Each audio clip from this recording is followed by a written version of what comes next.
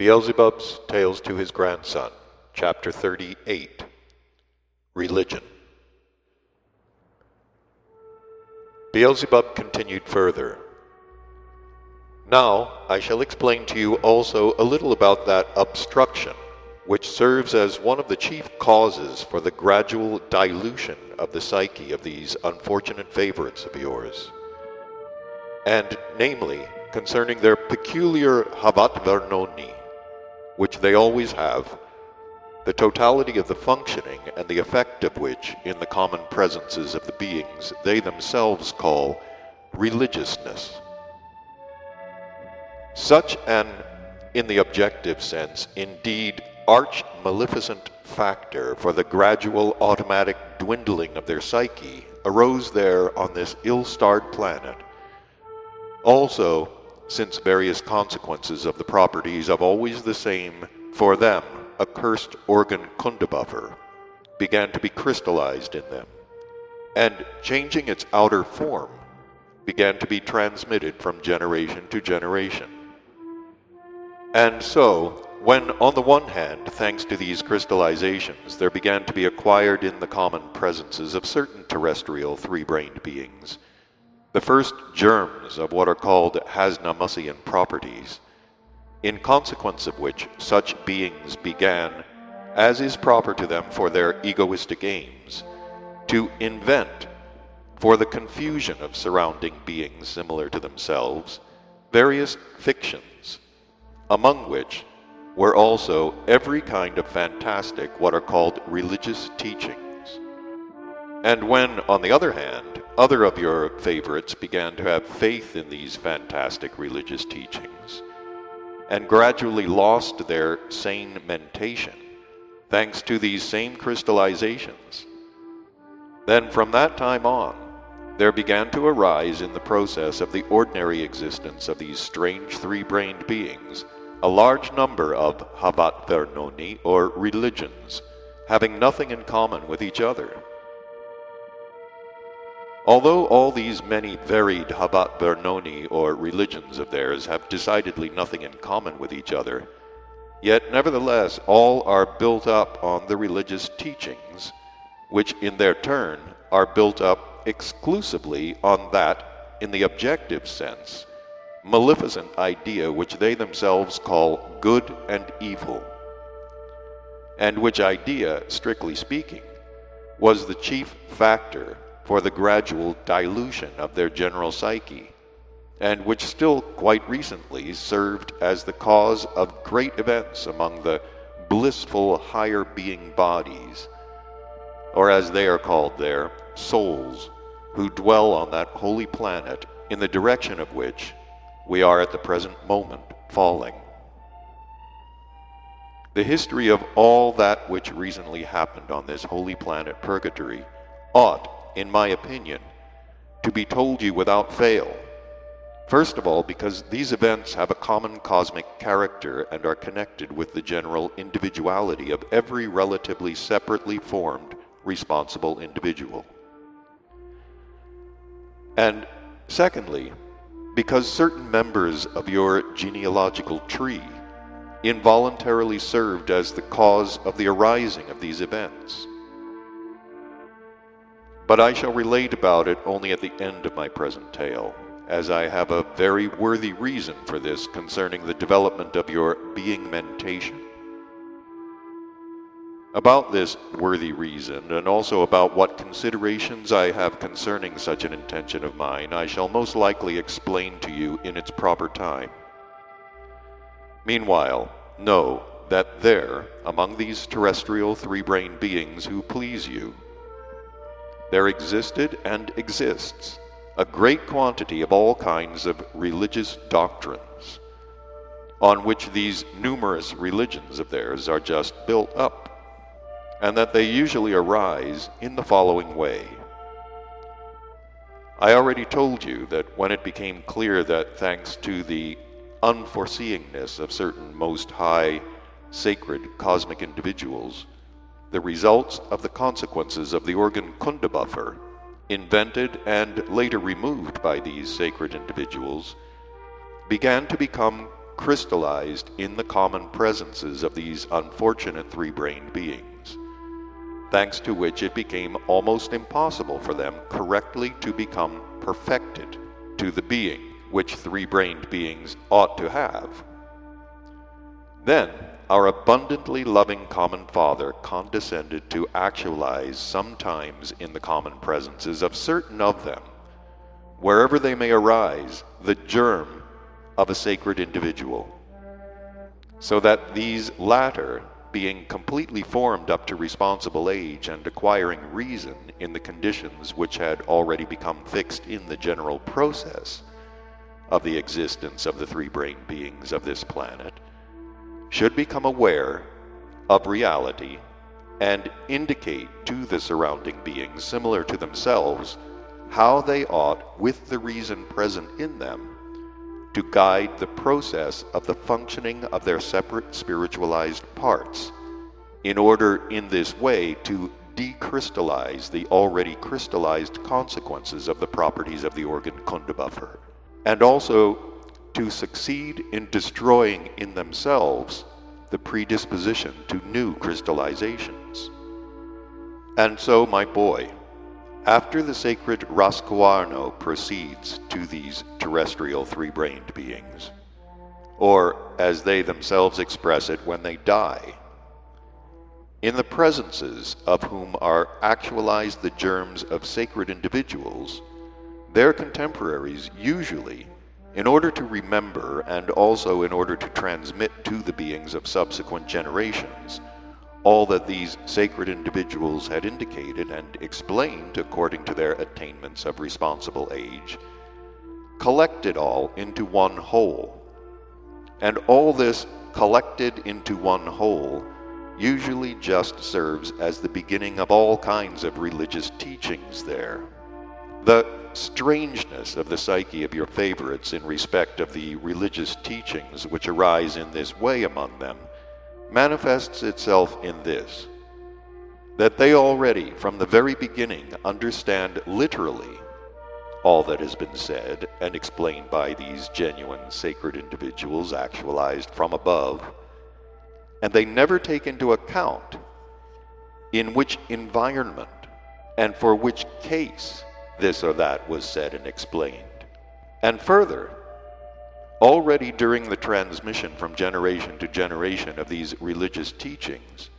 the sense of which had already from the very beginning been distorted, they begin to adopt in regard to them the following two factors, which had already become fixed in the general existence of these strange three-brained beings. The first of these consists in this, that those beings who in the given period of the flow of time belong to the caste called the ruling class, immediately hook on to these religious teachings just that, for them, most maleficent question which exists on this ill-starred planet under the name of religion for the state, or the state for religion. And corresponding to this, they gradually begin with every kind of artfulness to juggle with the previously fixed facts for the justification of their own egoistic aims. And the second consists in this, that certain ordinary beings there, owing to the fault of their producers, acquired in their common presences during their arising as well as during their formation into responsible beings, the inherency of what is called psychopathy or parasitism, in consequence of which they do not have and cannot have in themselves any data at all for the manifestations of any being duty, whatever it might be, and become, as it were, authorities for all the trifling details of this new religious teaching which have already arisen in the mentioned way, and begin, as it is said, to peck like crows at a jackal's carcass, that totality already pecked from the very beginning without this, of what had been spoken and indicated by the genuine sacred individuals intentionally actualized from above. Speaking briefly, the result of the mentioned two factors among the three-brained beings of this strange planet, which had been fixed in the process of ordinary existence, and namely, the inherency of the beings belonging to the caste of the ruling class, and the psychopathy of certain of their ordinary beings, is that they always get divided on questions of religion. Soon after its foundation, on whatever religious doctrines these religions may have been built up, into their famous sects. And these sects, in their turn, get divided into other sects. And thanks to this, just the same occurs there in all epochs on this comparatively not large planet in the sense of religions, as with the large number of the spoken languages there, referring to which our highly esteemed Mullah Nasruddin called it a thousand-tongued hydra. And in the present case, he would say, varied titillating titillations. During my observations on the process of the existence of these peculiar three-brained beings, there had been many times actualized from above, in the common presences of certain of them, the germs of these sacred individuals, and almost on each occasion, with the exception only of the most sacred Ashiata Shiamash, and all connected with him, which flowed from his own most great labors. After their completed formation and their fulfillment of the mission imposed on them from above, when the process of the sacred Raskuarno was completed with them, such religious teachings always began in the mentioned way to arise among these peculiar beings there, i.e., they at first, as I said, collecting into one whole all that was indicated and explained in detail by these sacred individuals intentionally actualized from above, for the purpose of remembering it all themselves, and also for the purpose of transmission to subsequent generations. Yet, of course, into one whole which they collected from the very beginning, as it is said there, from bits here and there. And later, as all of this which was collected together fell into the hands of just those two mentioned types there, well, just then they began, as I already expressed it, to peck at all this, and further dividing themselves up into their famous what are called sects, already compose new fantastic religious teachings thought out by themselves. As a result of which there always obtains on this planet of yours, firstly, a large number of religions as numerous as the colors in the rainbow, and secondly, as it is said, the same old story. During recent centuries, your favorites had many hundreds of these peculiar independent religious teachings in the common planetary process of their being existence. And the basis for all of them was the totality of the indications and explanations which had still survived and which had arisen in the mentioned way, given to them by the sacred individuals intentionally actualized among them from above. On these survived totalities, by which during recent times they were in a strange manner inspired, and from which, with their bobtailed reason, they borrowed ideas for the inventions of their still newer and newer religious teachings, there were based 5 religions, which still exist today, namely those religions called 1. The Buddhistic, 2. The Hebrew, 3. The Christian, 4. The Mohammedan, 5. The Lamist. Concerning the first of them, and namely the Buddhistic religion, I have already once told you. The second, namely the Hebrew, is founded, as it were, precisely on the teachings of the Saint Moses, by which name one of the genuine sacred individuals was called, who in his turn was intentionally actualized from above. The actualization of this sacred individual proceeded there in the planetary body of a boy, who arose in a country now called Egypt, a little after my 4th personal sojourn on the surface of this planet of yours. This sacred individual, whom your favorites at the present time call Saint Moses, accomplished a great deal for them and left them many of those exact and corresponding indications for ordinary existence, so that if they would adopt and actualize them normally, then indeed all the consequences of the properties of the absolutely maleficent for them organ kundabuffer might become gradually decrystallized, and even the predisposition for new crystallizations might be destroyed. But to the common misfortune of all beings, with just a little reason, of all our great universe, they began gradually to mix into all the counsels and indications of this normality-loving Saint Moses, as it was already proper to them to do, such a mass of what are called spices, that the saintly author himself could not with all his wish recognize anything of his own in this, as it were, totality collected by them of all he had explained and indicated. Your favorites of already the first generation of the contemporaries of Saint Moses evidently found it profitable for their special aims to insert in these religious teachings almost the entire fantastic teaching which I already told you when I related that among the ancient three-brained beings of the second grouping on the continent Ashark, or contemporary Asia, there was a king named Kunuzion, a subsequent saint, who, for the purpose of saving his subjects from the pernicious habit of chewing the seed of the poppy, first invented his fantastic religious doctrine. After Saint Moses, the sacred individual was actualized there who laid the beginnings of that religion which your contemporary favorites call Christianity. This sacred individual, called by your favorites Jesus Christ, was actualized in the planetary body of a boy of that race of terrestrial three-brained beings whom Saint Moses, on the command from above, chose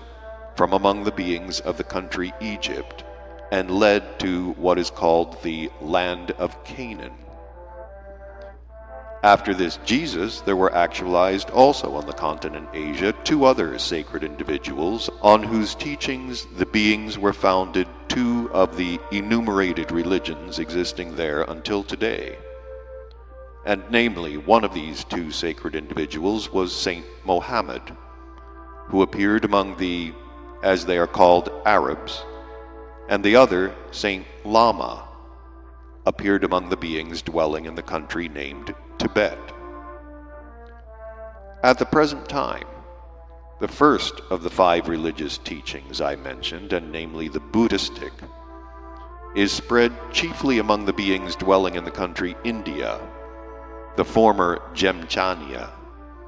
and in the countries called China and Japan. The followers of the second religious teaching, and namely the Hebrew, are now scattered over the whole planet. In this place in my tales,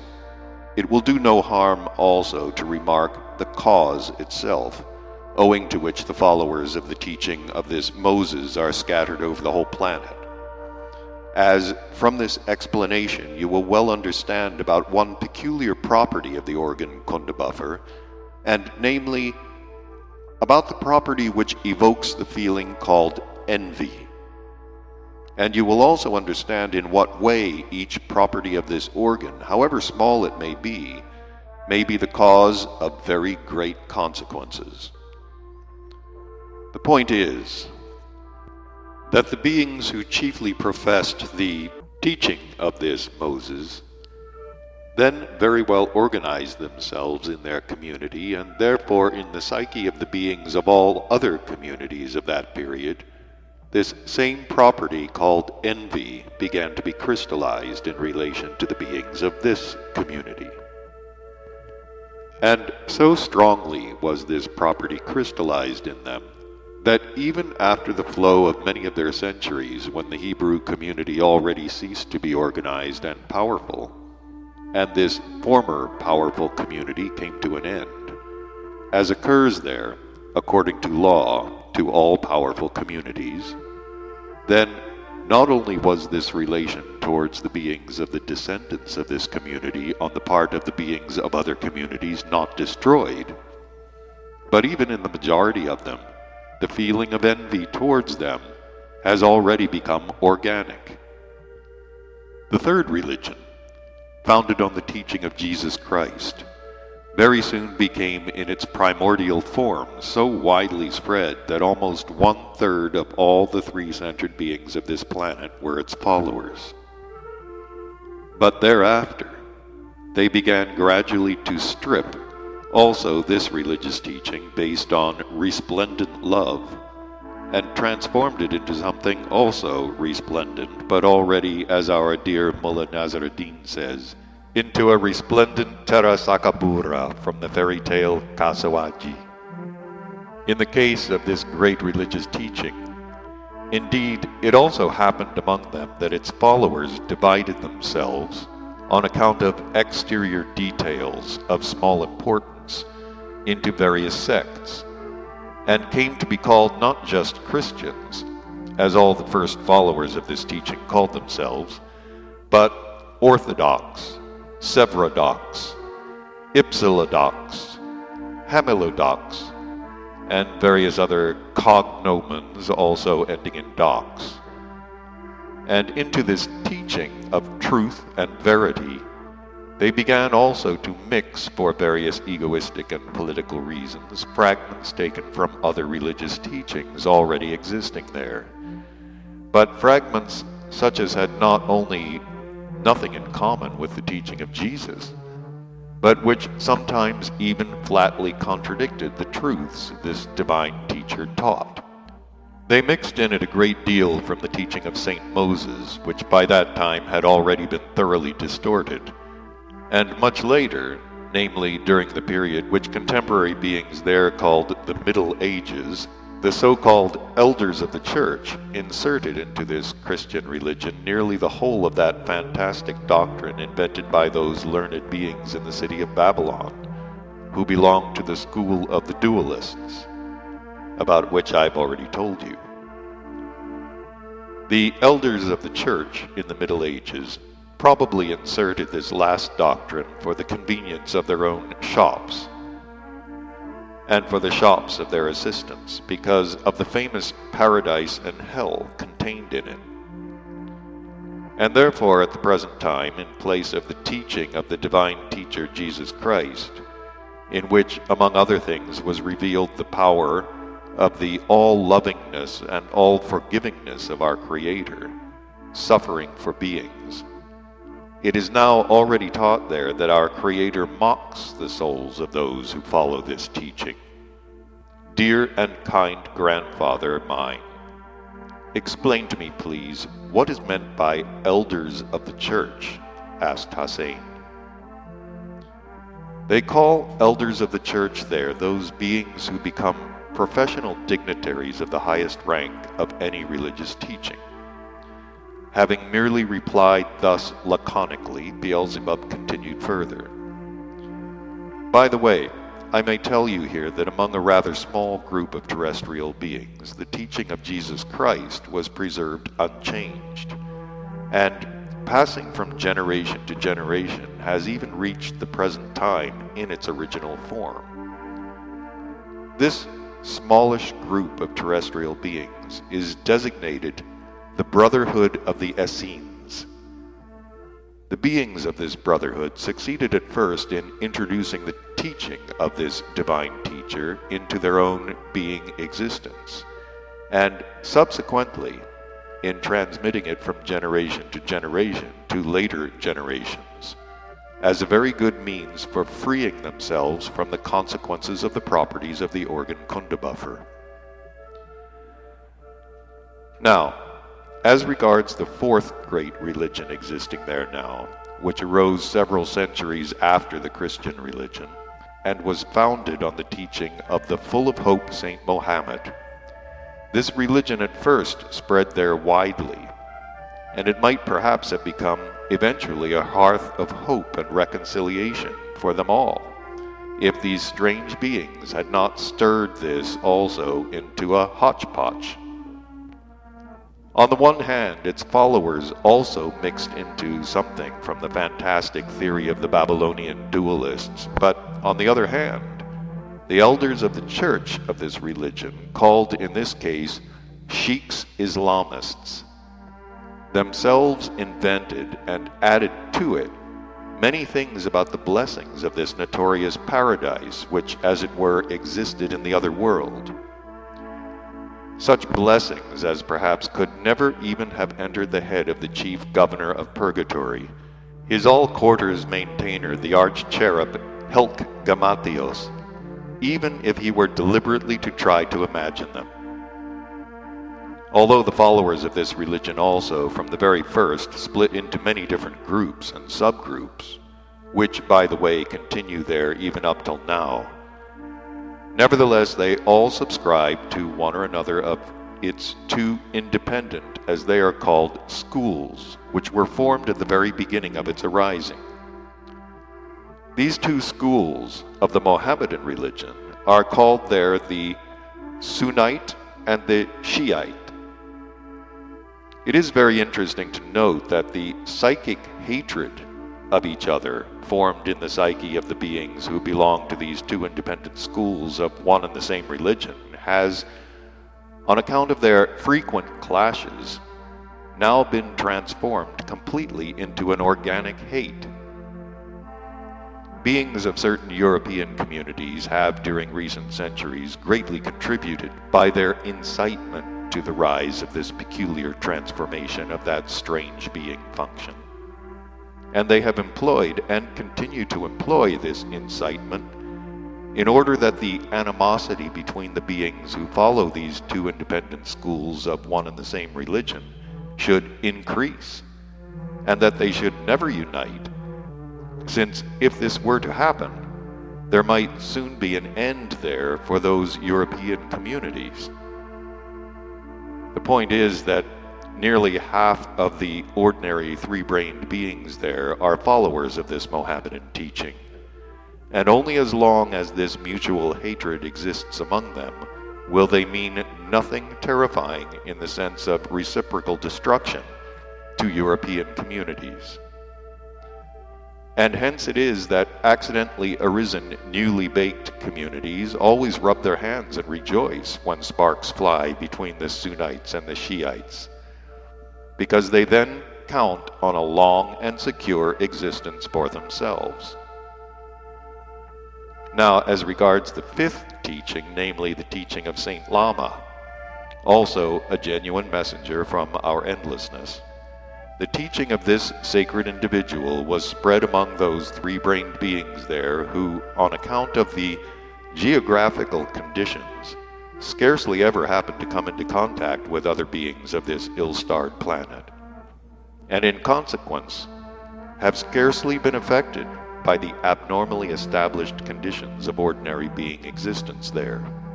One part of this teaching also its followers also soon changed and destroyed, but its other part already more or less entered into the existence of this little group of beings and began to produce the expected results, thanks to which the hope grew even among the highest sacred individuals that this teaching, created by the saintly labors of Saint Lama, might sometime actualize what had already become a necessity in the megalocosmos for everything that exists. But your favorites did not allow even this to happen,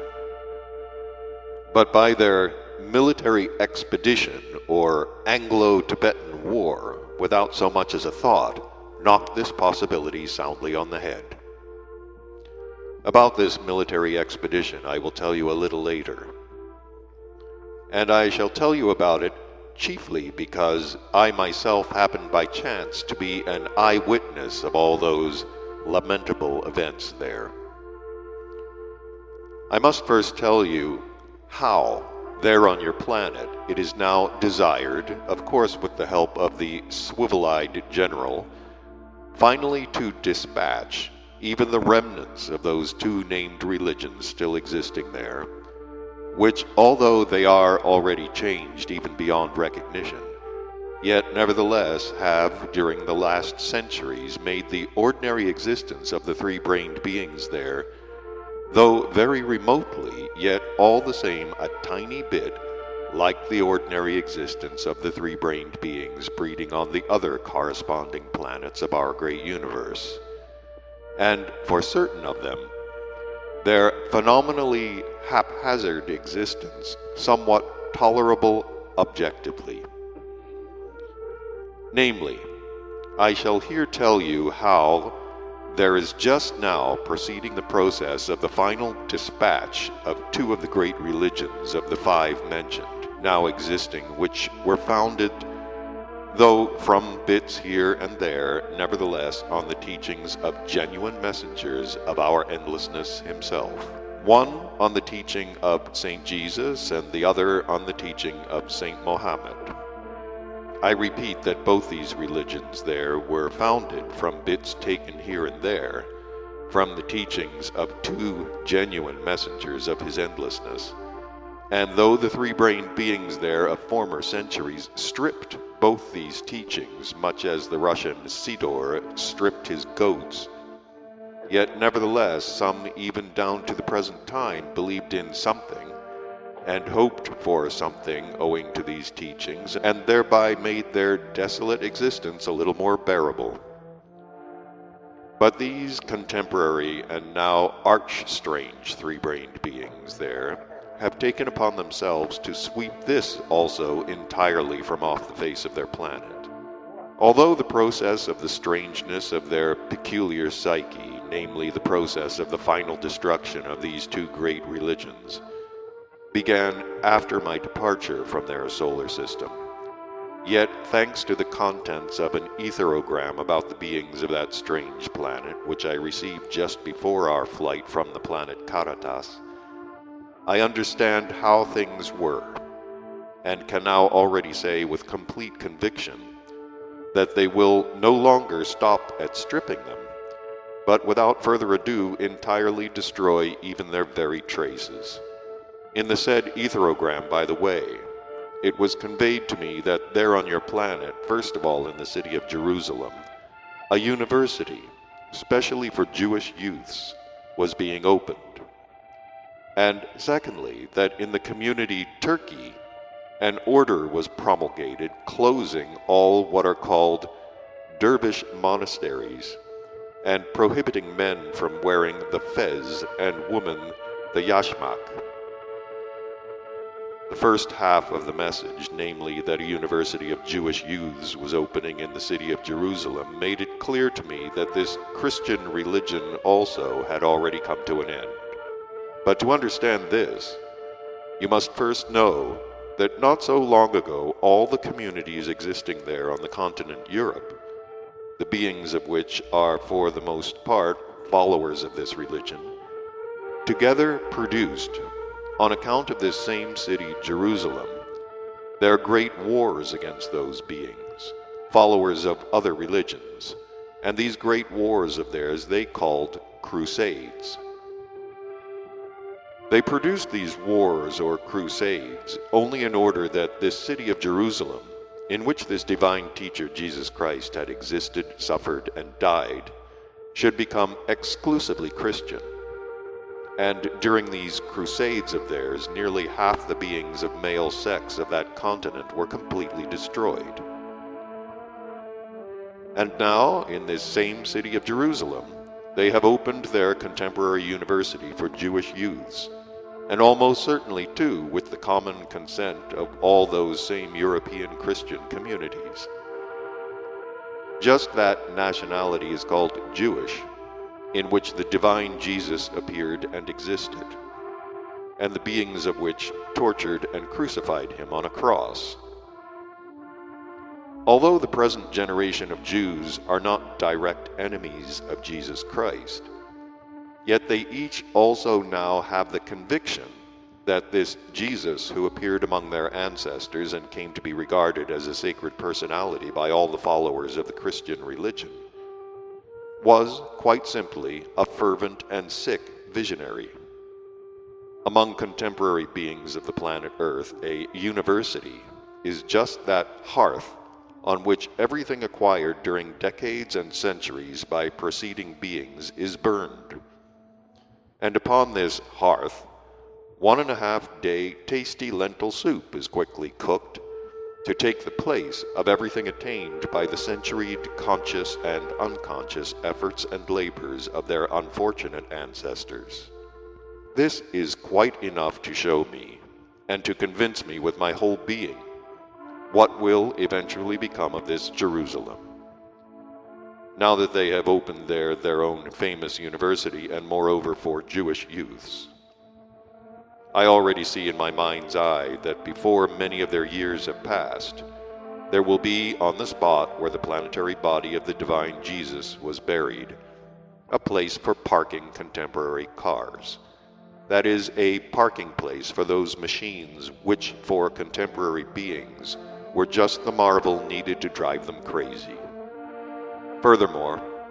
not only have these sacrilegious beings gradually distorted for their egoistic and political aims the teachings of this divine teacher, but they have now begun to destroy even the memory of it. But there, that also has long been in the style of your favorites. In this connection, I may say that the whole of what is called contemporary civilization there tends only to increase the speed of this machine invented by them and maleficent just for themselves. And indeed, in the last etherogram I received about the three-brained beings of that ill-fated planet, I was informed, among other things, that a record speed of this machine had already been established there of 325 miles an hour. Of course, such a record will only lead to this, that the already sufficiently trifling size of their ill-fated planet will become, even in their bob-tailed being picturings of reality, completely trifling. Well, the Lord Creator be with them, my boy.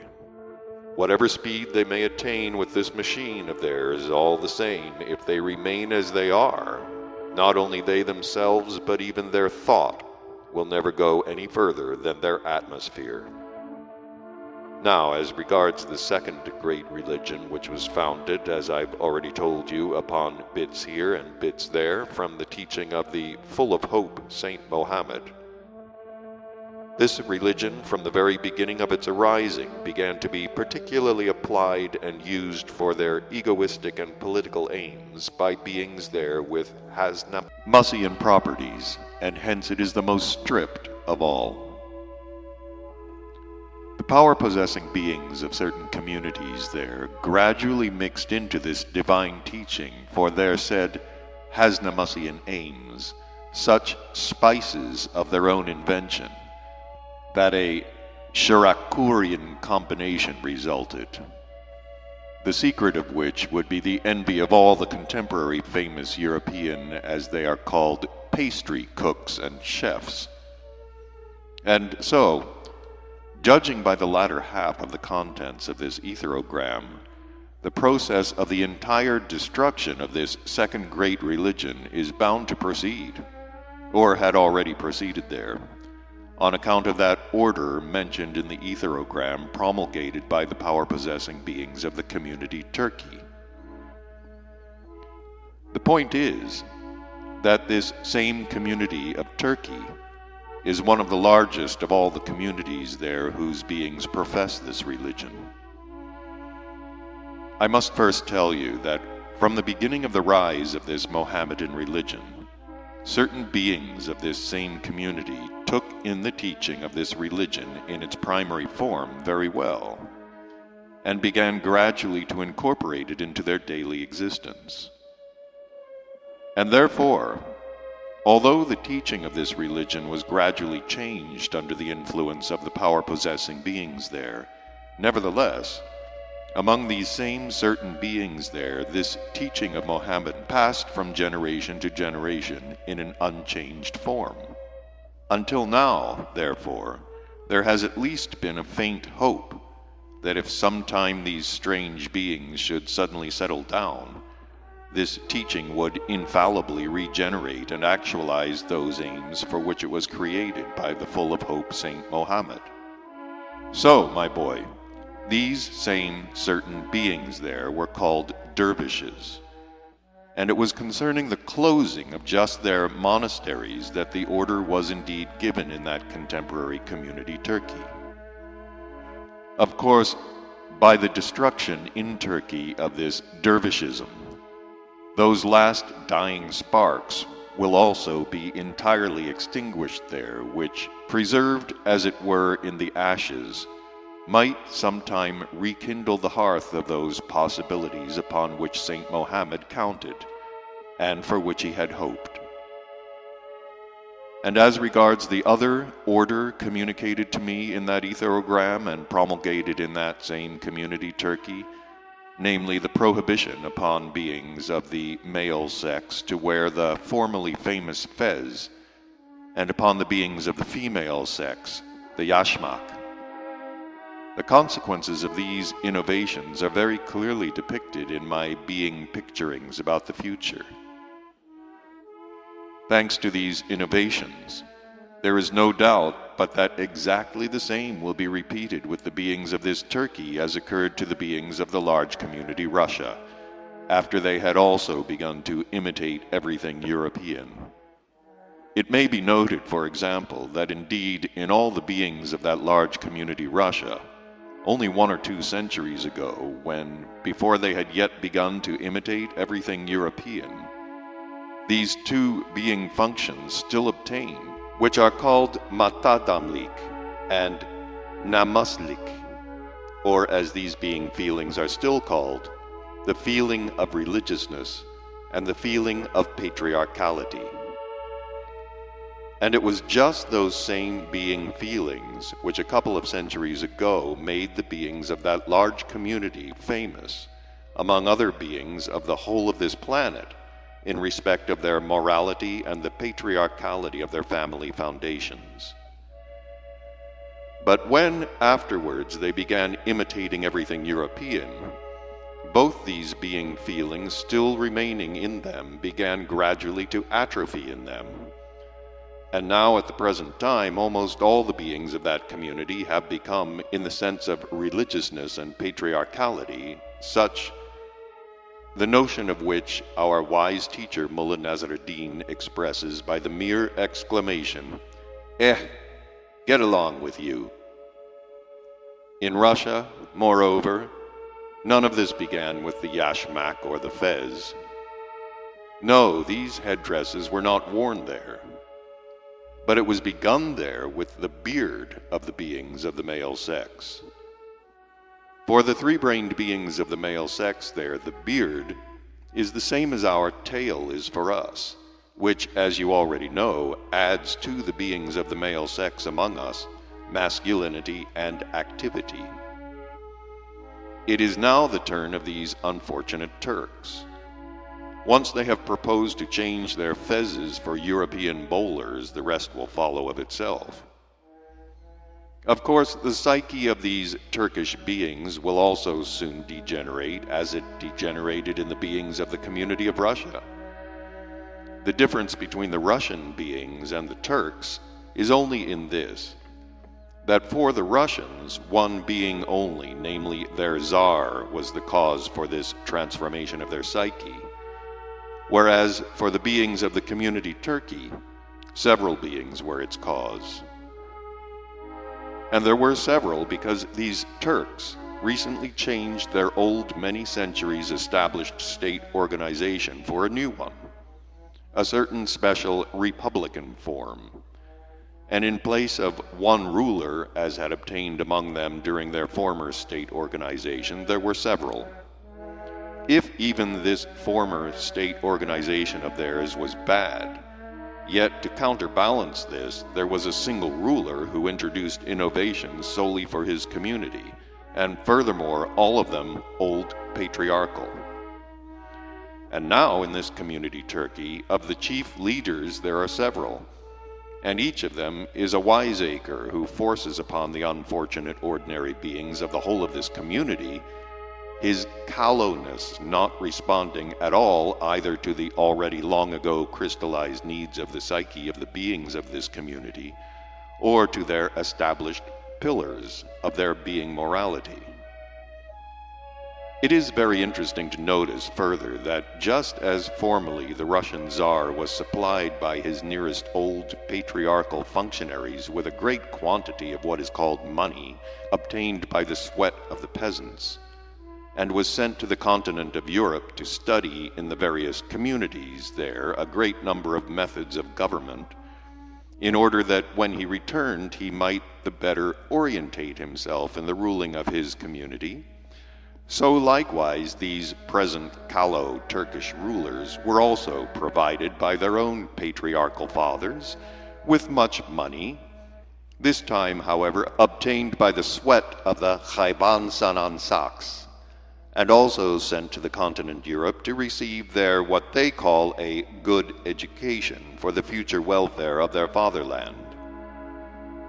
And so, my boy, in both of these cases, because their future rulers of the two large, many-millioned communities went to the continent of Europe quite young, and had not yet at all become aware of their responsibility, but chiefly thanks to this, that they were provided with money from the said source, the existence of the beings there on the continent of Europe was absorbed and permanently crystallized in them as so splendiferous and beneficial, that when afterwards, on account of the abnormally established conditions of existence in their country, they became leaders of these many-millioned communities, they, like the Russian Tsar, could not help aiming to make the existence of their compatriots, to their bobtailed notions, happy as well. Much good, by the way, the present chief rulers of this community Turkey saw and absorbed in the community Germany, to which they were sent for the purpose of studying what is called militarism. That is, the special finesses for directing the processes of reciprocal destruction.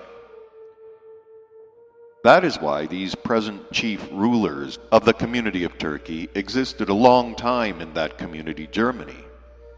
and were for a considerable time there what are called Junkers. Specially much good indeed they saw and absorbed in that Germany, in its capital Berlin, on the street called Unter den Linden. I do not yet know what future benefactions these new Turkish rulers will create for their compatriots, but meanwhile they have already done their fatherland one very, very good patriotic deed. Thoroughly to understand the essence of this patriotic deed, you must first know, in the capital of this community Turkey, in the streets and alleys of those quarters called Galata and Pera, all the female beings of a special designation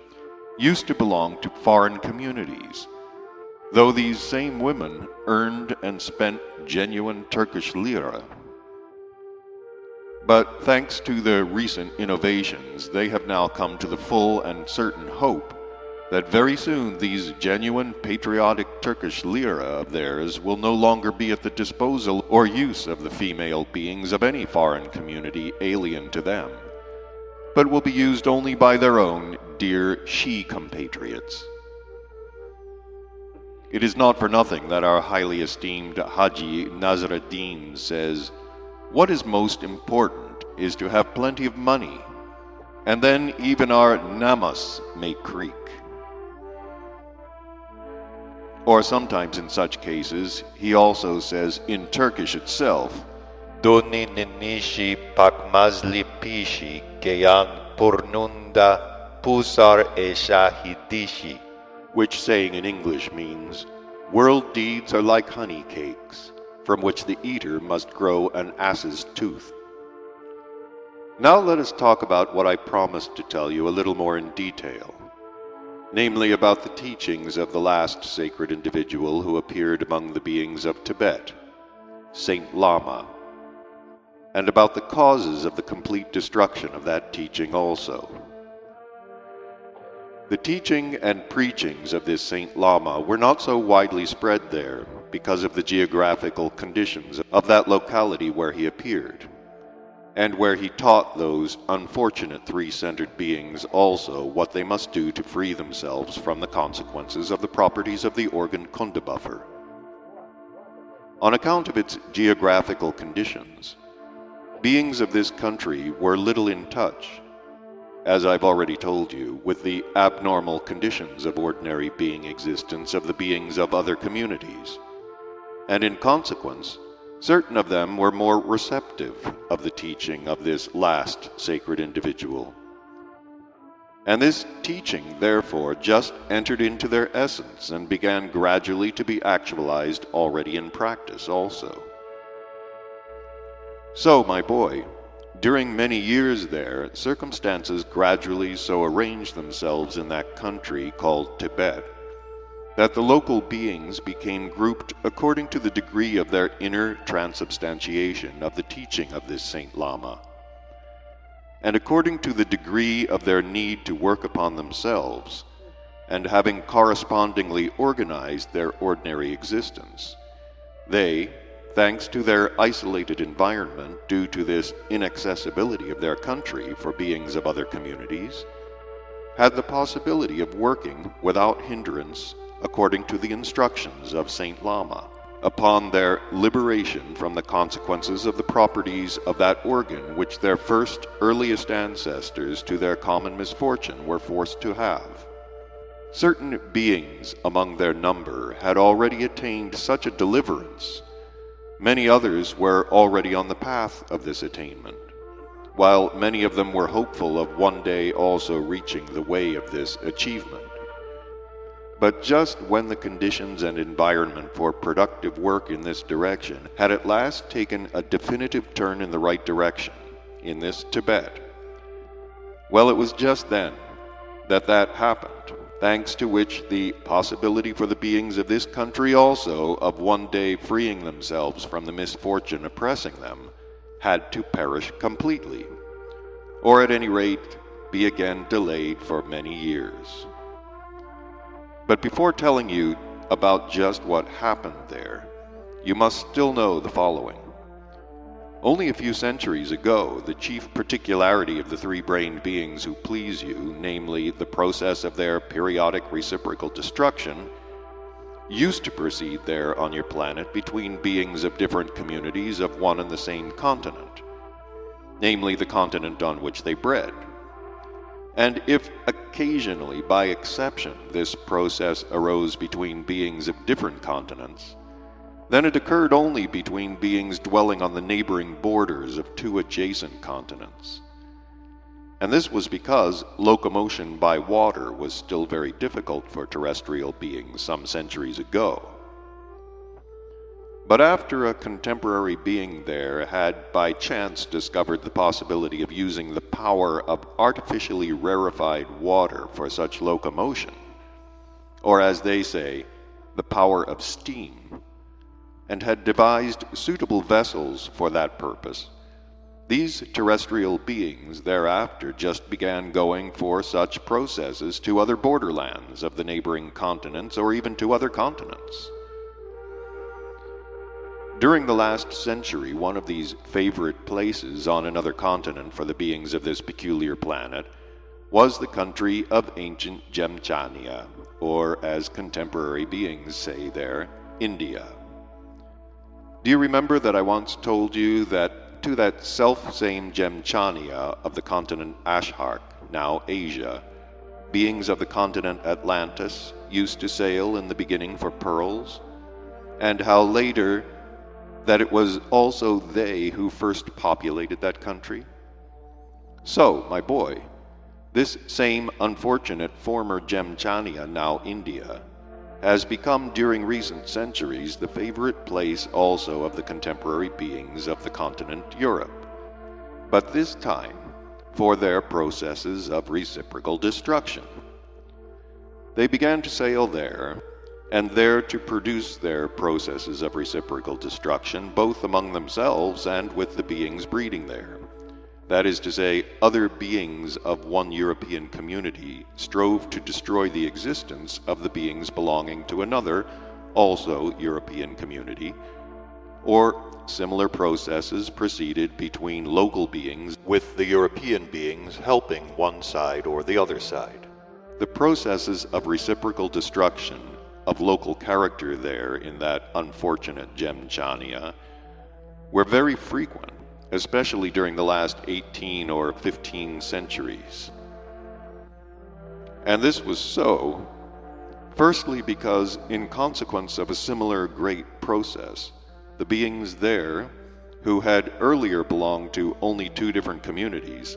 split into a great number of independent small communities, and secondly because there also then occurred such a combination in the general psyche of beings of that locality that the fits of this property, and namely the striving for reciprocal destruction, occurred in the beings of that part of the surface of the planet Earth everywhere, not simultaneously but at different times. And this further new combination of their general psyche occurred also thanks to a slight unforeseen misunderstanding connected with the common harmonic movement of the whole of that solar system. I will sometime explain to you also about the details of that misunderstanding. And meanwhile, let us return to our tale we have begun. And thus, that part of the surface of the planet Earth occupied by India has remained, in respect of natural wealth, the same in recent centuries as formerly. And therefore, when in the peculiar psyche of the European beings who had gone to that country for the process of reciprocal destruction, the need to carry on this terror had passed, those beings stayed on there, and either prepared themselves for subsequent similar processes, or, as they say, earned enough to send the required goods for the ordinary existence of their families who had remained on the continent Europe. And all kinds of goods they earned there by means of their trades, consisting for the most part of manufacturing what are called copper buttons, hand mirrors, beads, earrings, bracelets, and various other such gewgaws, for which it appeared the beings of that country also had a weakness. Quite from the beginning of this period, the beings of the continent Europe began in various ways to take from the local beings there in Gemchania their lands, also, on which they began to exist, just as on the continent Europe, in separate groups according to the community from which they had emigrated. These beings from different communities of Europe continued also to manifest there toward each other the kind of strange being relationship which beings of one European community manifested then and still continued to manifest towards beings belonging to other communities of the same continent. Namely, thanks also to the consequences of the properties of the organ Kundabuffer, they cultivate feelings which had been crystallized in them into the forms of particular functions existing there under the names of envy, jealousy, sandur, i.e., wishing the death or weakness of others, and so on. And there in Gemchania, too,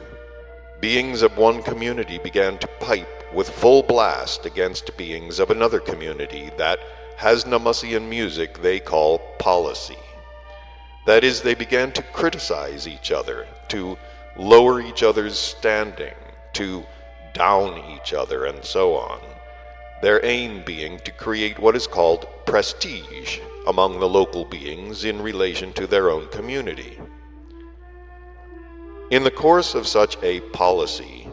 one of the heads of a certain European community in some way or other learned the secret, how to influence the psyche of beings of other communities to acknowledge the authority of and give supremacy to the beings of his own community. Afterwards, when the beings who had learned this secret, the principle of the action of which was called spas-nil, or inciting one against the other, initiated the other heads of his community into it, and they all made it the basis of their policy. Then, indeed, the beings of this community began everywhere and in everything to obtain predominance. Although both the former heads of the beings of this community and also that being himself who had hit upon the secret spas-nil already long ago perished, yet subsequent generations, continuing now of course automatically to employ this secret, gradually not only took into their own hands almost the whole of this gemchania, but also subordinated to their influence the very essence of all the beings breeding on that part of the planet Earth. In spite of the fact that 2 centuries had passed, yet at that period to which my further tale refers concerning the destruction by contemporary beings of the labors of Saint Lama, it all continued in the same way. Having become proud of their success, the recent heads of that mentioned European community who had the luck, thanks to this same secret spas-nil alone, gradually to subordinate all to their influence and to grasp everything into their hands, wished to lay their paws even on that which had until then been considered unattainable. Namely, they decided to take possession of also that neighboring country called Tibet, which was then considered to be inaccessible, and therefore, one day, for them, fine, but for all the rest of the beings of that planet, sorry day, they assembled many beings of their community, and still more from among the number of small local communities already conquered by them, and with the help of every possible new invention of their contemporary European civilization for the process of reciprocal destruction, they began very quietly to move towards this country hitherto considered inaccessible. In spite of the help of these European new inventions of every kind, this movement of theirs up country was very difficult and cost them very dearly, not only in what they call their pounds, but also in what they call casualties. While this crowd of every possible kind of terrestrial 3-brained beings still quietly but against great difficulties moved up, the beings themselves who dwelled above in Tibet as yet suspected nothing whatever of what these European beings called their military expedition against their country. And they learned about it only when that mob was already up. When the beings of this high country learned of this unusual event, they immediately became alarmed and agitated because they had grown accustomed to the notion during many centuries that the place of their existence was inaccessible to everybody, and that beings of other communities,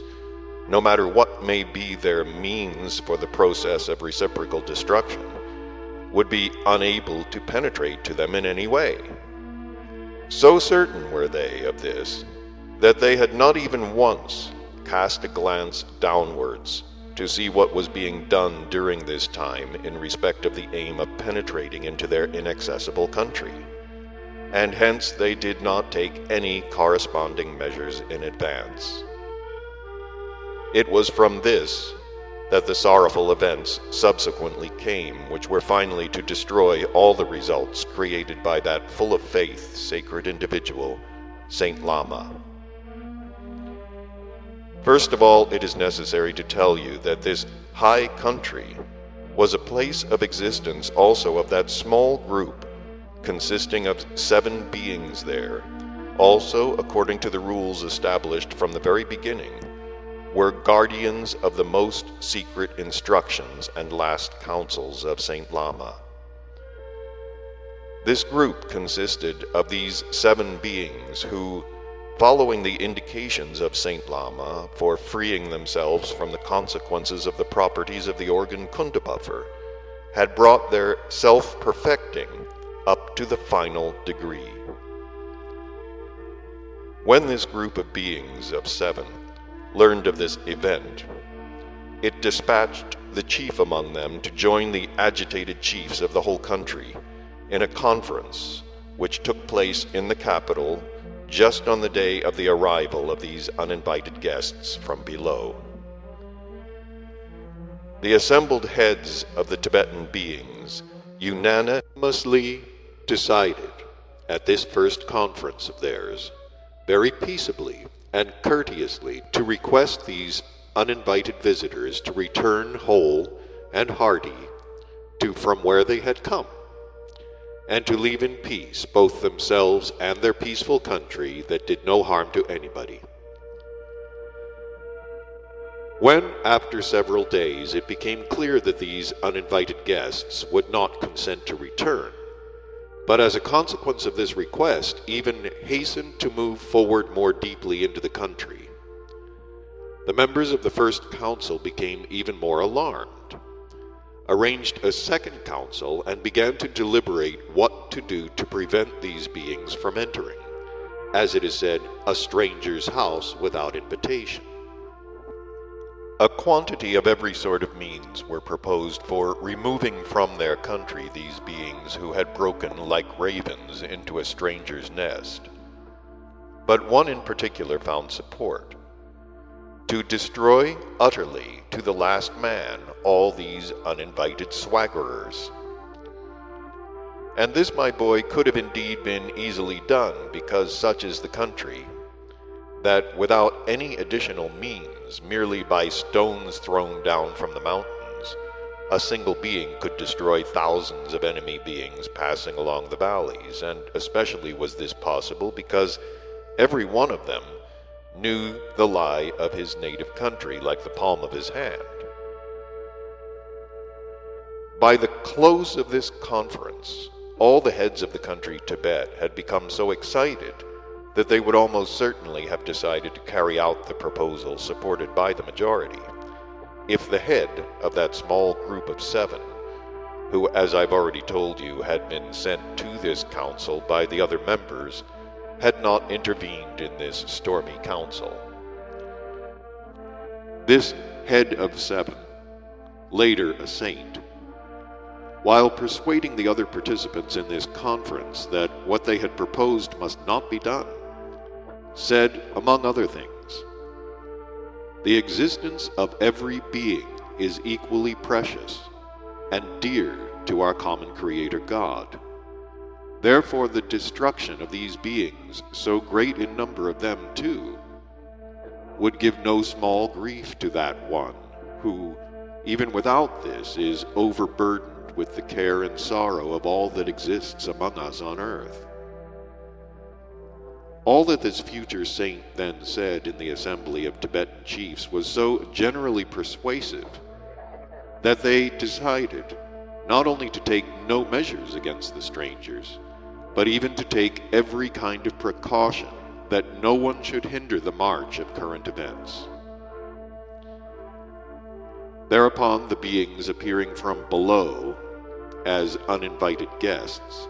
meeting with no opposition anywhere, moved forward there into the heart of that unique country,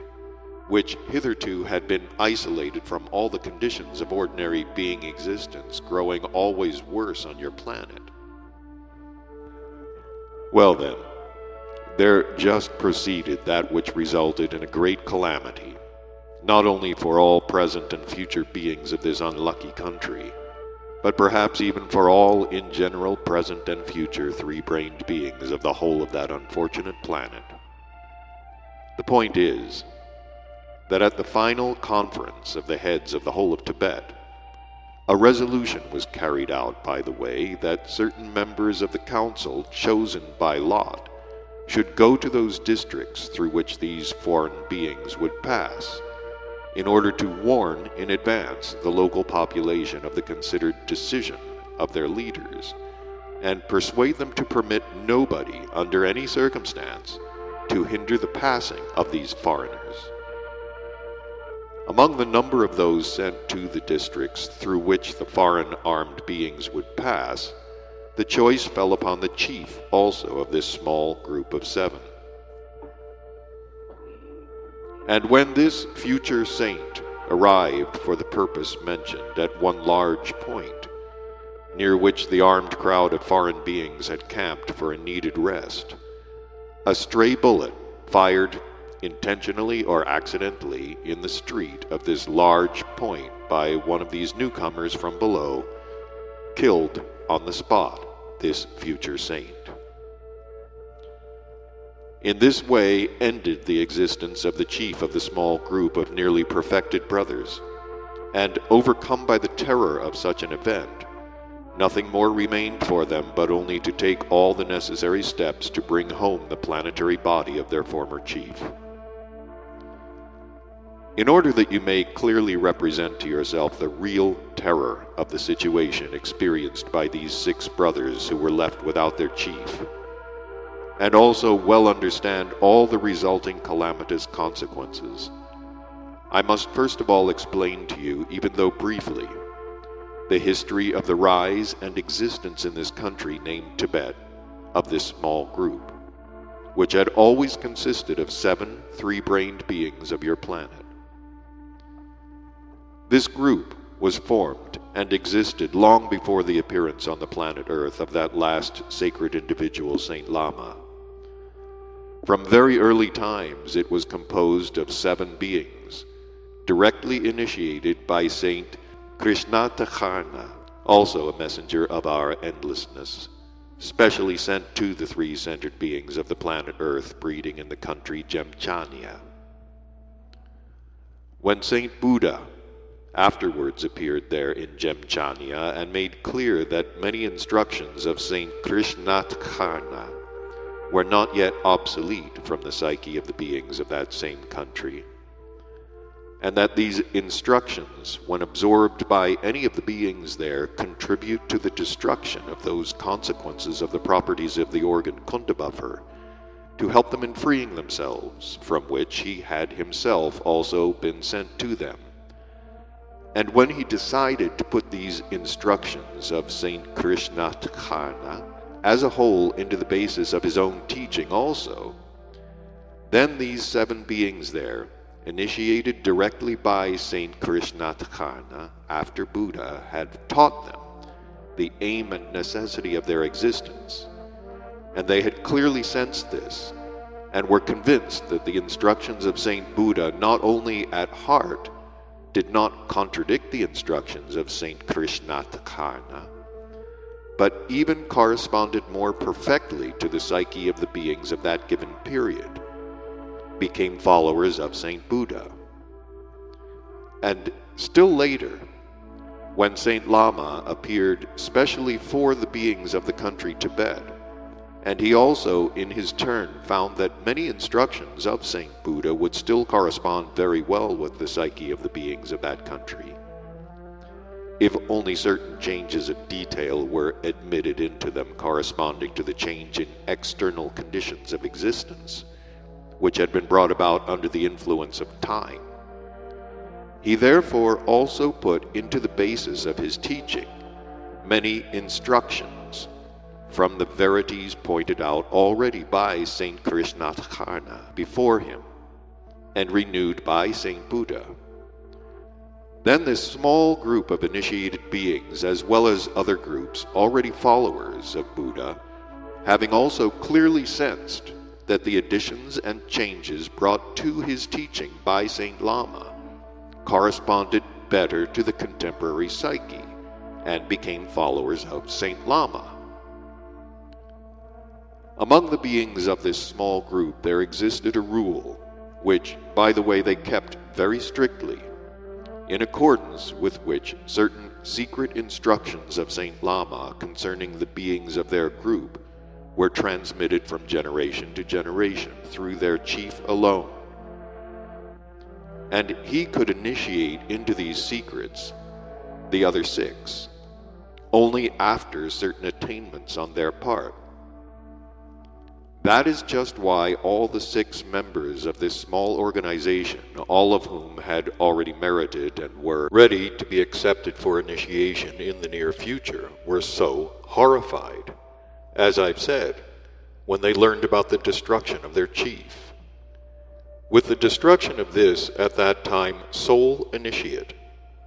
there was lost to them forever the possibility of becoming initiated into these secret instructions of Saint Lama.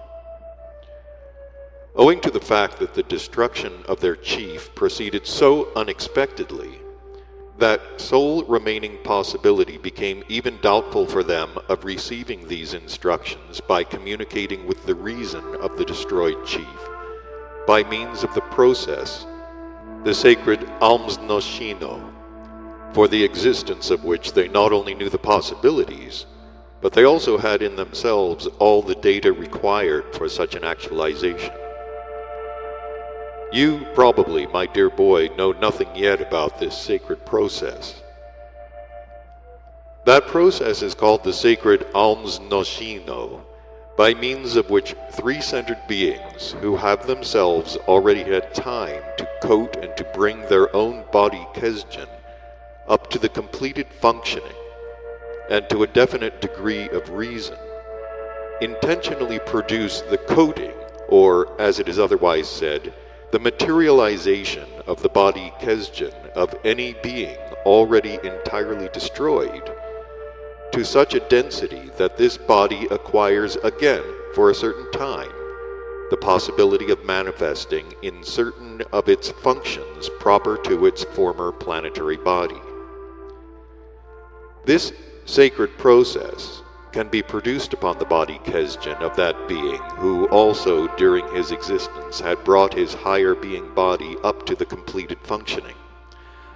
and in whom in addition the reason of this body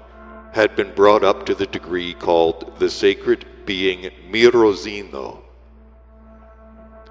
In our great universe, besides the process of this intentional coding of the being body kesjen of an already destroyed being, another process exists called the most sacred gerimetli. And this most sacred process consists in this, that when there is intentionally first produced the coding of the highest being body, namely the body of the soul, only afterwards, as in the first case, is the sacred alms-machine produced. It is possible, of course, to produce both these processes only in that case, if such higher being bodies are still in those spheres contactable by the sphere of that planet on which these sacred sacraments are produced. And in addition, these formations, evoked intentionally and consciously by definite beings, can exist and maintain connection and communication with them only as long as the beings who produce these formations consciously feed the body kesjen with their own sacred aisachlatan. Thus, those 6 remaining members of the small group of 7 might have had recourse to this same sacred process, alms-machine, for communication with the reason of their destroyed chief, if they, having foreseen the possibility of this sudden decease of the chief, had made beforehand, while he still existed, a certain preparation necessary for completing this process. In order that you may understand about the essence of this preparation for the sacred process, the sacrament alms-machine, it is necessary for you to know about 2 particular properties of the being handbledzoin, the blood of the being body kesjen. The first of these properties of the being handbledzoin consists in this, that if any part of it be separated and removed, then wherever and however far it may be taken, a thread-like connection is formed between this part and the fundamental concentration of all this cosmic substance, in such a way that this connection is formed of the same substance, and its density and thickness darkness increase and diminish proportionately with the distance between the fundamental concentration of this substance and its separated part. And the second particular property of this hanbledzoin consists in this, that when it is introduced into the fundamental concentration of this substance and has mixed with this primordial concentration, it is distributed in it everywhere in uniform densities and in uniform quantities, wherever the given concentration may be, and in whatever quantity this same hanbledzoin might accidentally or intentionally be introduced.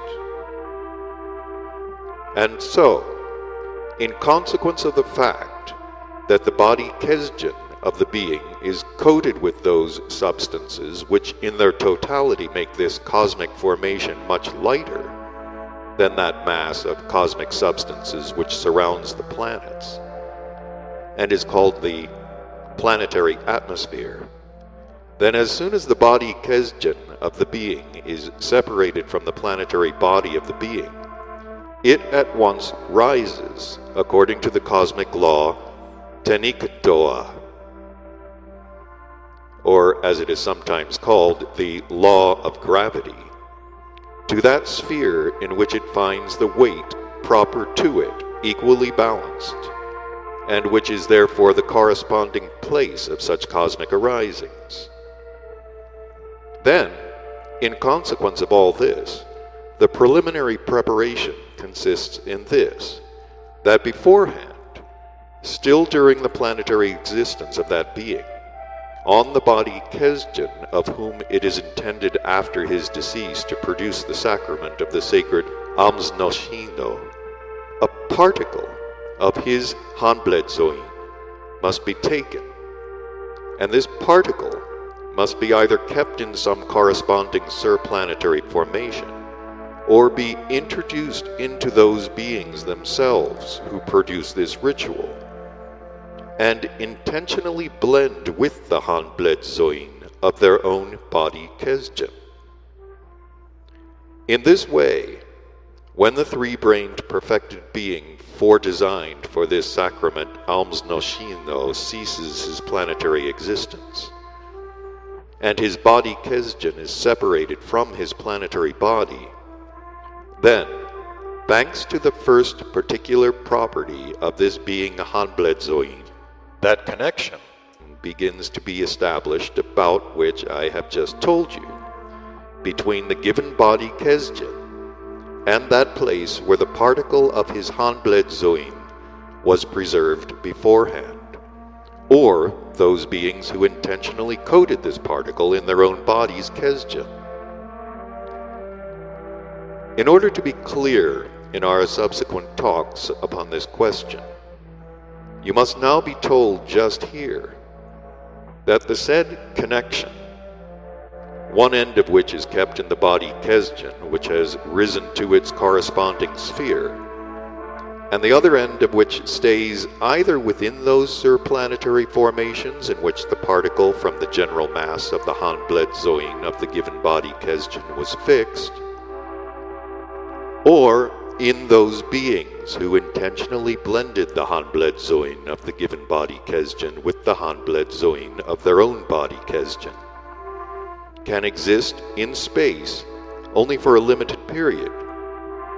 namely only until the completion of the appointed movement of that planet on which the given being had arisen around its sun. And at the beginning of such a new completing movement, the said threads completely disappear.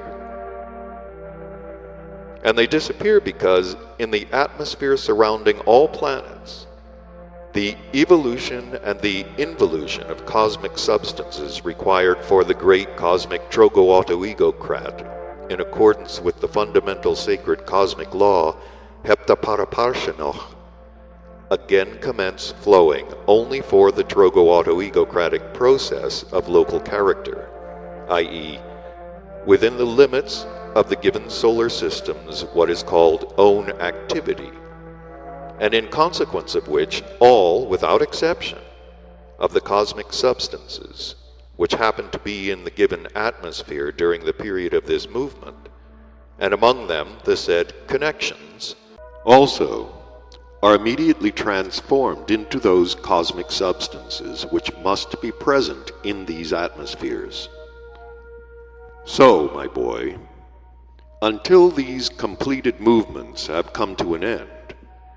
those beings existing on the planets who either have in themselves a particle of the Hanbled Zoin of any body Kesdjan, or have at their disposal the surplanetary formation in which that part of the Hanbled Zoin was fixed, can, assuming of course that they have all the corresponding data for carrying it out, at any time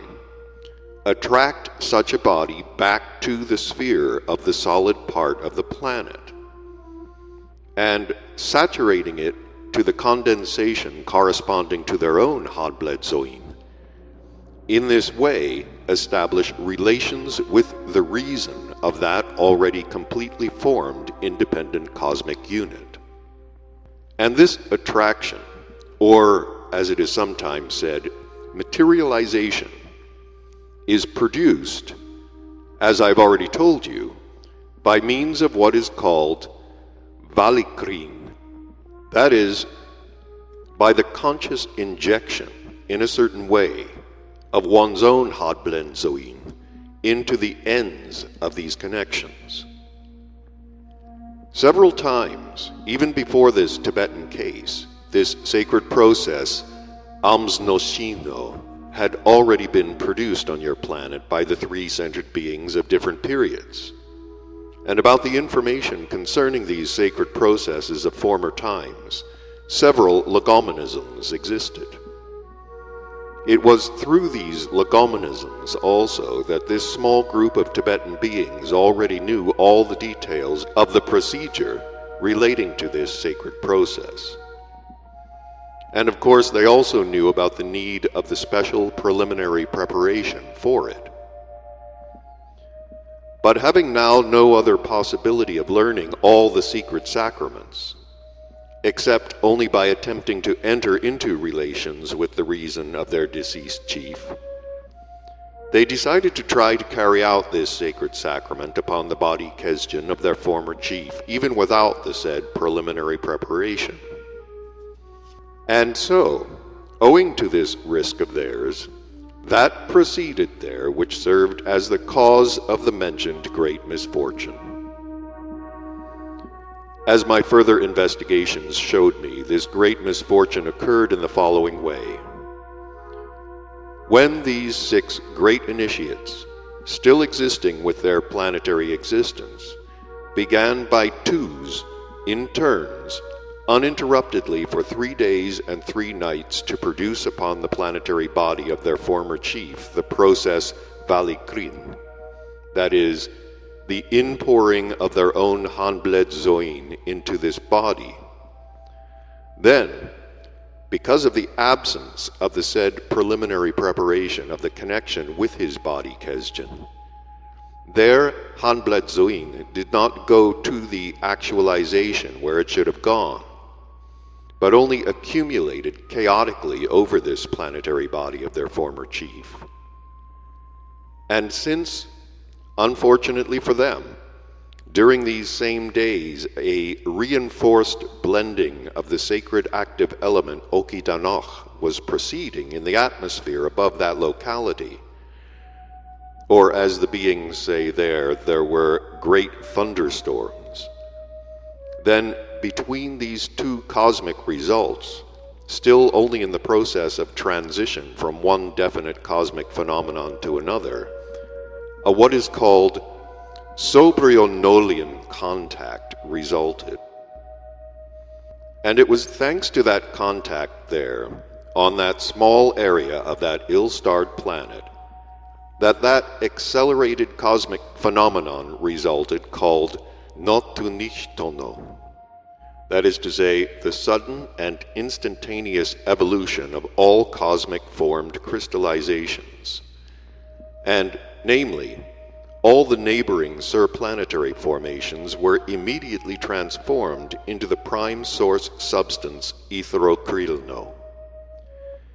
This soprionolian contact, or as it would be said on your planet Earth, this explosion, was so powerful that during this Noctunichtono there, everything without any exception was transformed into etherokrilno. Both the planetary body of the chief of this small group of beings, as well as all the 6 other brethren there, who had completed this sacred sacrament. And likewise, in general, all the spiritualized or only concentrated surplanetary formations which were in the given region within an area of 1 shmana, or as your favorites would say, 1 square kilometer. Among these destroyed formations, reproduced both naturally as well as artificially by the beings there, were also all the what are called books, which belonged to those 7 terrestrial, genuine, great initiated beings, and other things which had served as means for keeping in memory everything concerning all the 3 genuine sacred individuals intentionally actualized from above, and namely Saint Krishnatakarna, Saint Buddha, and Saint Lama. Now, my boy, I think the sense of those words of mine will appear clear to you, by which I defined the significance of this charming military expedition. And namely, when I said that this was a great misfortune, not only for the beings of the given country, yet perhaps also for all the 3-brained beings of the whole of the planet. And so, my boy, it has now become clear to you how there on your planet all the 5 religions I named, still remaining there at the present time, and which were founded on the teachings of 5 different genuine saints, sent to the 3-brained beings from above for helping them to free themselves from the consequences of the properties of the organ Kundabuffer, how although all these 5 religions have gradually become changed, thanks always to the same conditions of ordinary being existence abnormally established just by them, until they were eventually turned for any sane mentation into children's fairy tales, yet nevertheless these 5 religions still served for some of them as a support for these inner moral motives, owing to which during certain previous periods their mutual existence became more or less becoming to 3-centered beings. But now, after the final destruction of even the last remnants of these religions, it is difficult even to foresee how it will all end. The last of these 5 religions, namely that founded on the teaching of the genuine messenger Saint Lama, has been finally, and even with a crash, destroyed by that charming military expedition of theirs. The last but one, namely that founded on the teachings of Saint Mohammed, they are now destroying by means of the abolition of the former famous fezzes and the yashmaks with the gracious assistance of the German Junkers. And as regards the final destruction of the still earlier arisen religion, namely that founded on the teachings of Jesus Christ, that is, the religion and teaching upon which the highest individuals placed great hopes, the contemporary 3-brained beings there, who have already become arch-strange, are completely destroying it by organizing in that city of Jerusalem their university for the contemporary Jewish youth. The religion founded on the teaching of Saint Moses, although it existed for a long time and is still maintained after a fashion by its followers, yet, owing to the organic hatred formed in the beings of other communities towards the beings who follow this religion, due only to that maleficent idea existing there called policy, infallibly, sooner or later, they will doubtlessly croak it as well, and also with a crash. And finally, as regards that religion there which was, so to say, founded on the teaching of Saint Buddha, I have already told you, thanks to their notorious suffering based on a misunderstood idea they have from the very beginning, turned this teaching into a means for their own, as they themselves say, mental perversity. By the way, it must be noted that in the beginning, the Tanguri, and after them Brahmanists, Shuanists, and so on, occupied themselves with this mental perversity there, and now at the present time, those called Theosophists and other pseudo-learned occupy themselves with the same thing. Having thus spoken, Beelzebub became silent for a short while, during which it was seen that he concentratedly pondered over something, and afterwards he said, "At this moment, I am considering that it will be very, very useful for your reason if I tell you more about a certain event connected also with the sacrament of the sacred alms-machine, which concerns that sacred individual, the conception of whom was actualized among your favorites, and who, having become formed, was named Jesus Christ. I will tell you about this important event connected with the actualization among them of this sacred individual, the notion about which the contemporary favorites of yours define by the words, the death and resurrection of Jesus Christ. Your acquaintance with this fact will be another example for you for enlightening you about the sense and essential significance of the sacred sacrament alms-machine, and in addition you will also have a clear example of what I've already told you, how, thanks only to the strange inherency in their general psyche called wiseacring, the sense, and even those crumbs collected from bits here and there into one whole, spoken and indicated to them by the genuine sacred individuals intentionally actualized among them from above, were already so distorted by the first generation of the contemporaries of the given sacred individuals, that from all what they call religious teachings, information reached the beings of subsequent generations, suitable perhaps only for the inventing of what are called children's fairy tales.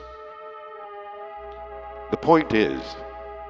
that when this sacred individual, Jesus Christ, was actualized in the planetary body of a terrestrial three-brained being, and when afterwards he had to be separated from his exterior planetary coating, then just this same sacred process, alms-machine, was also produced on his body Kesdjan by certain terrestrial three-brained beings in order to have the possibility, in view of the violent interruption of his planetary existence, of continuing to communicate with his divine reason, and of obtaining in this way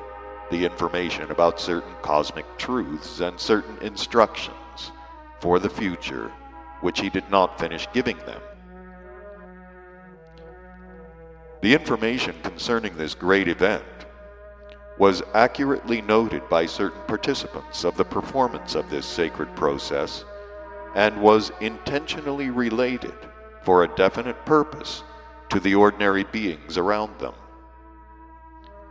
And so, my boy, in consequence of the fact that that period of time coincided with that particularly sharp functioning, which I already once mentioned, of the strange reason of these three-brained beings pleasing to you, in the sense of the periodic ekbartzebasia, which had long been an inherent need for them to lead into error beings around them similar to themselves, at which period many of them strove to be called learned, of course, of new format, and also on account of the fact that at that time there were many such beings among the mentioned ordinary beings around them. Then they inserted, for transmission to subsequent generations, in most of the notes and expressions of those stories of the witnesses about this sacred process, such absurdities that in addition to this indubitable information, that Jesus Christ was crucified on a cross, and that after the crucifixion he was buried, they also proved just as convincingly that after his crucifixion and burial, Jesus Christ was resurrected and continued to exist among them and to teach this and that, and only afterwards did he raise himself with his planetary body to heaven. The result of this kind of, in the objective sense, criminal wiseacring of theirs was that in the beings of subsequent generations, genuine faith in all this divine and uniquely accomplished teaching of salvation of the all-loving Jesus Christ was totally destroyed. These absurdities, which were written down, began gradually to engender in the presences of certain of the beings of subsequent generations the impulse of doubt, not only concerning what I've just said, but also doubt relating in general to all the real information and accurate instructions and explanations of this sacred individual intentionally actualized among them from above. The data, however, for the doubt of these mentioned certain terrestrial three-brained beings of subsequent generations began to be crystallized and became an inalienable part of their common presences, chiefly because even in them, in spite of the process inherent in them of almost automatic existence, yet nevertheless, during a long period of time, many of their centuries, they gradually acquired from this automatic crystallizing data for a more or less correct instinctive sensing of certain cosmic truths, as for instance concerning the indubitable truth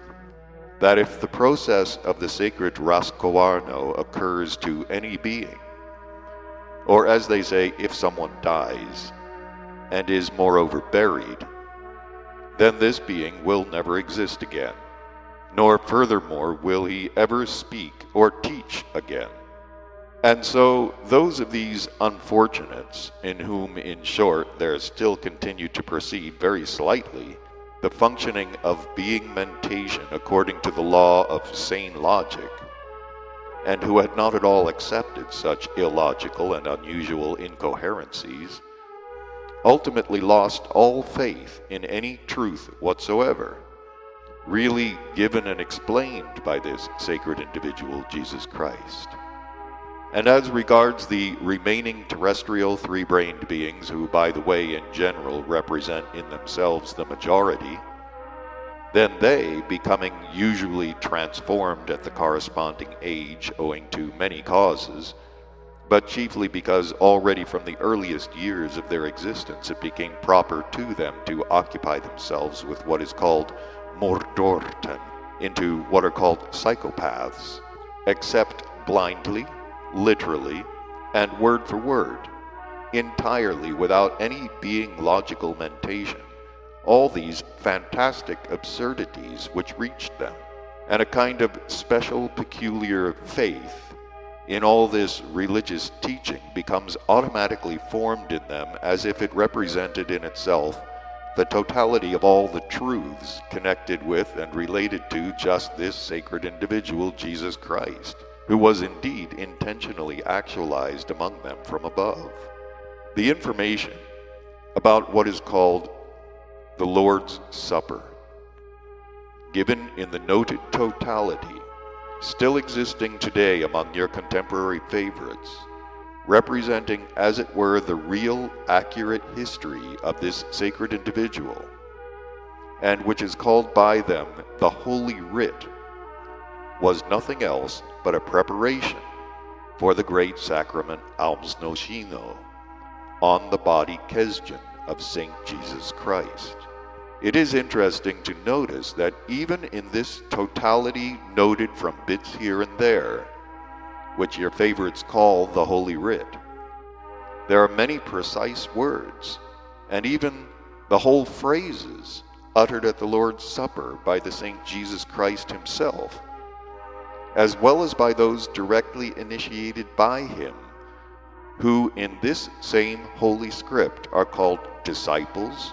or apostles, and which words and phrases your favorites, particularly the contemporary ones, also understand, as always and everything, only literally, without any awareness of the inner meaning put into them.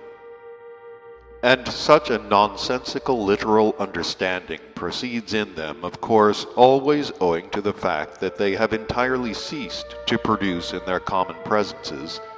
dog duty, which should be actualized by being efforts which in their turn alone crystallize in the three-brained beings data for the capacity of genuine being pondering. That is why, my boy, in the given case also, they could not ponder at least only about the fact that when this sacred individual, Jesus Christ, was actualized among them,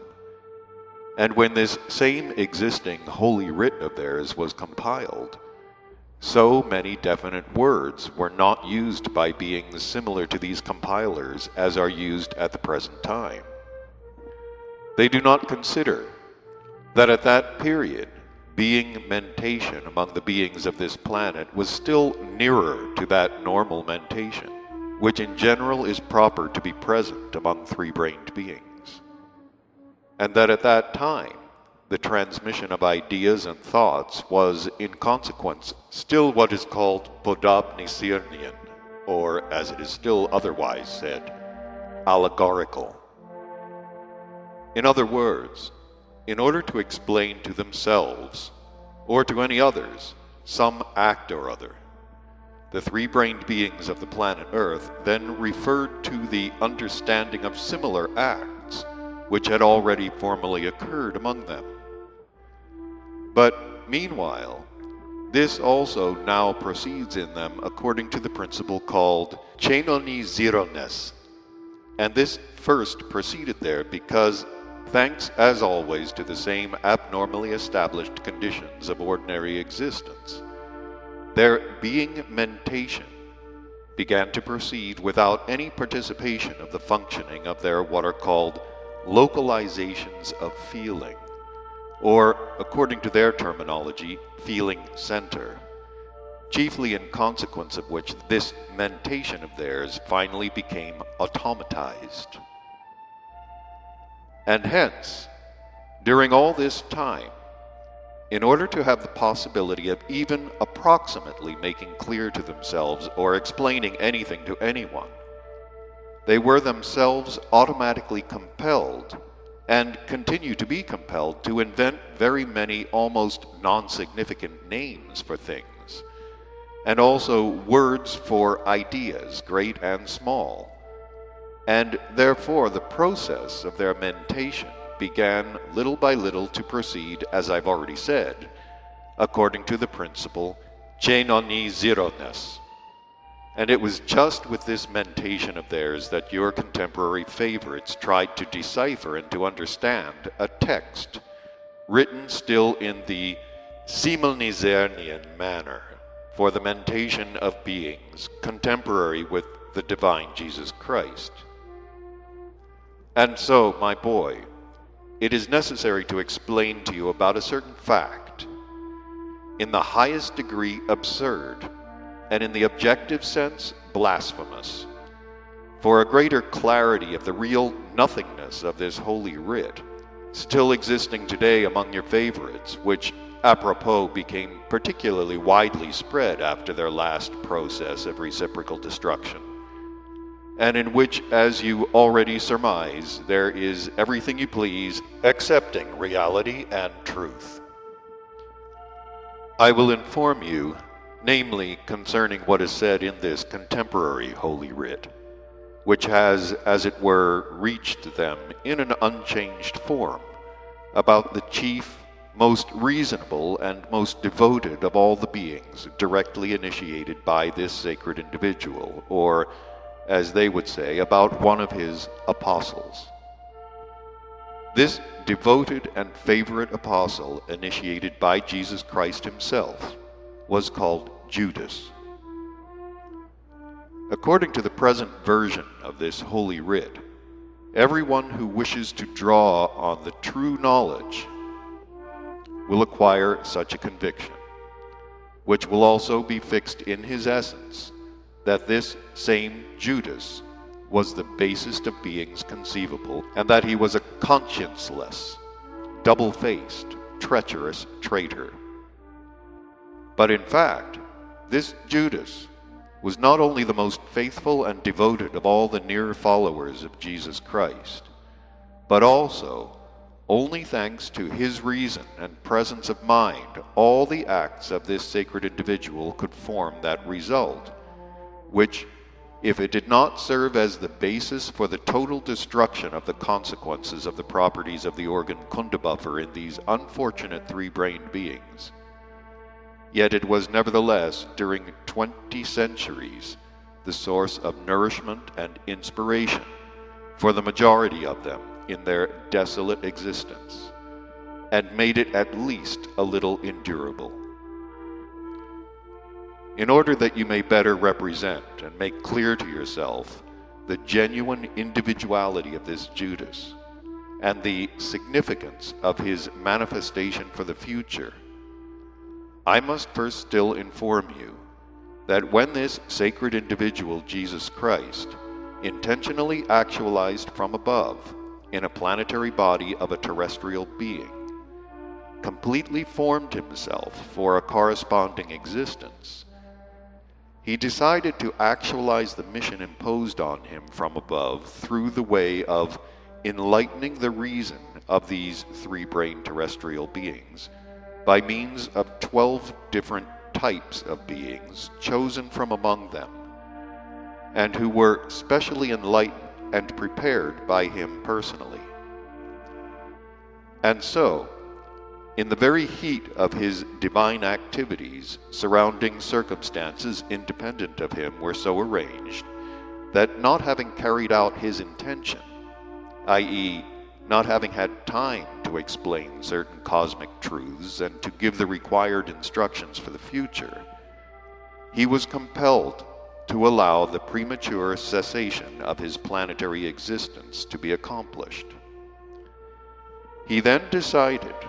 together with these 12 terrestrial beings intentionally initiated by him,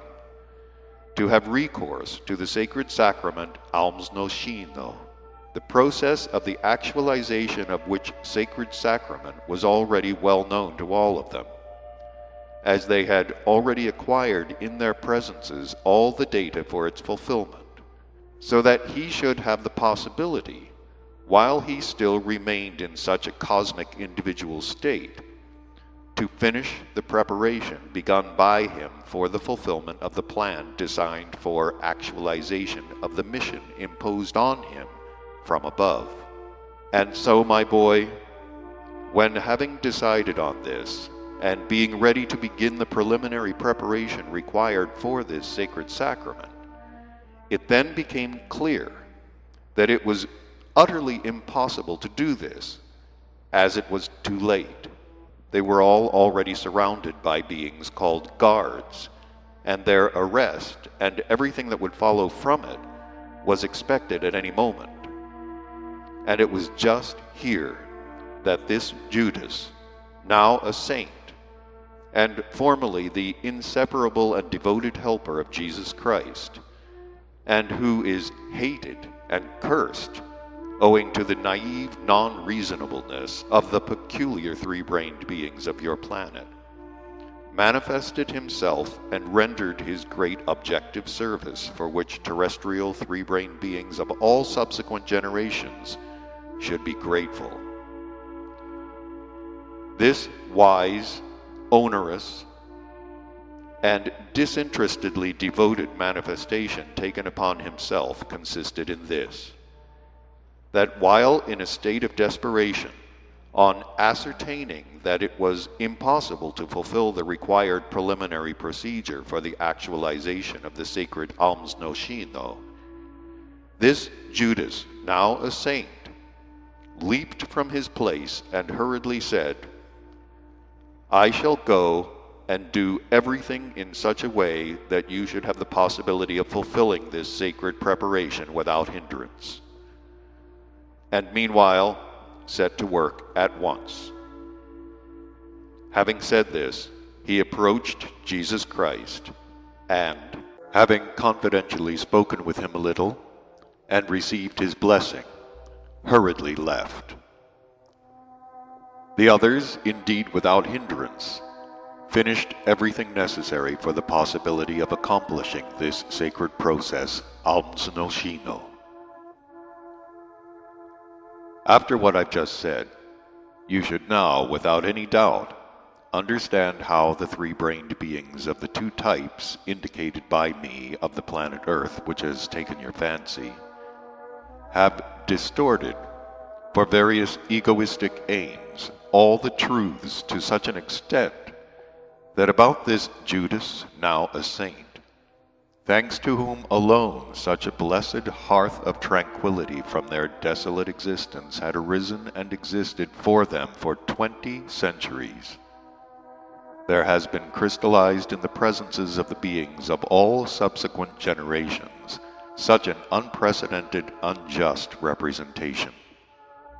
I personally even think that if this Judas was presented in their holy writ as a type of this kind,